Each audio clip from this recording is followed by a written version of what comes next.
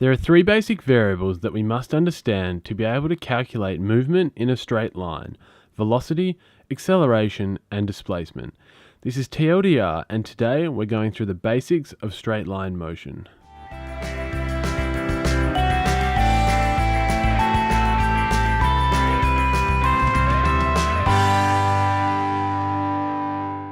Let's start off by looking at displacement, as it's an important concept in understanding both velocity and acceleration. Now, displacement is different to distance, as it's a vector quantity and therefore requires both a magnitude and a direction. Now, distance is the measured length of the path you took to get from point A to point B, or along the dotted line on the screen at the moment. Displacement, on the other hand, is the length and direction of the straight line path between point A and point B as seen by the solid line. Generally speaking, displacement can be defined as the velocity of an object multiplied by the length of time it was travelling for, or S equals V average times t. We can calculate the displacement graphically on a velocity time graph. Displacement can be calculated by the area of the graph under the velocity line. So if we have a look at an example, say we're travelling at a speed of 10 meters per second north for 10 seconds. We can plot this on our graph and calculate an area of 100 meters underneath the velocity line. So we can say our displacement is equal to 100 meters north of our original starting point. Now let's move on and have a look at velocity. Once again, velocity is a vector quantity and must have both magnitude and direction. Velocity can be defined as the change in distance divided by the time taken to complete this change. So let's jump into an example. If Usain Bolt is facing north and he takes 9.58 seconds to run 100 meters, what is his average velocity? If we take our velocity equation, which is V average equals distance covered divided by the time taken to complete this change, we can substitute in our values as follows. So average velocity is equal to distance, which is 100 meters in this case, divided by our time, which is 9.58 seconds.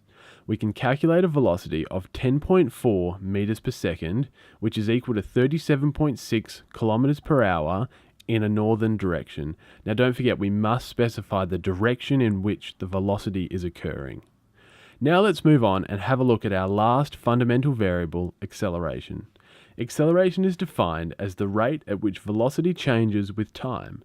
So once again, it must have both magnitude and direction as it is a vector. In equation form, acceleration would be represented as the change in velocity divided by the time taken to complete this change, where the units are meters per second squared.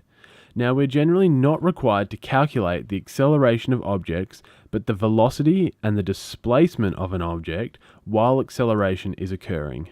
So let's look at an example. You're in a car driving down the road at a constant velocity of 10 meters per second squared.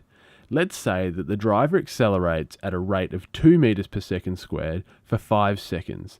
Now, what is the final velocity of the car and the displacement that occurred during this acceleration period? Let's start by calculating the displacement of the car at the end of the acceleration period.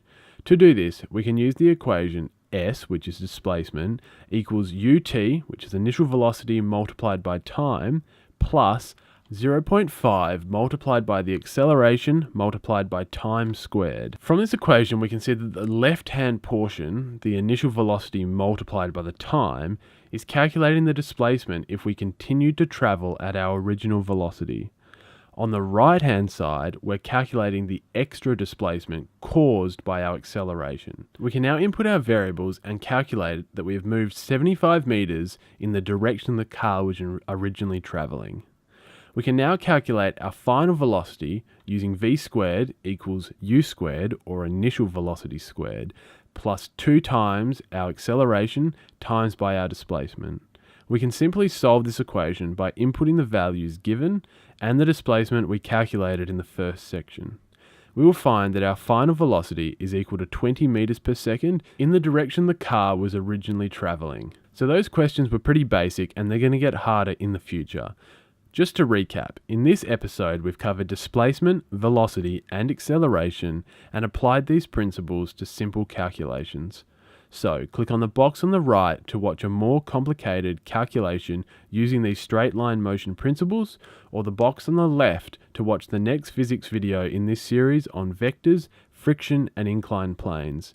If there was something you'd like me to cover in the future, leave a suggestion down below. Otherwise, thanks for watching and see you next time.